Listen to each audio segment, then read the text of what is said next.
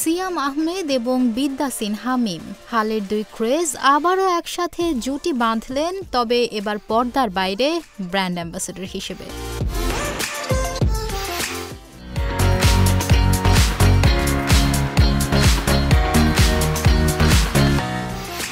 দেশের জনপ্রিয় fashion brand Sailor তাদের ব্র্যান্ড অ্যাম্বাসেডর হিসেবে চুক্তিবদ্ধ করেছে জনপ্রিয় এই জুটিকে সেইলরের কর্পোরেট হাউসে, যার জন্য ছিল জমকালো আয়োজন। এত ব্র্যান্ড থাকতে সেইলর কেন? দুজনেই দিলেন তার উত্তর।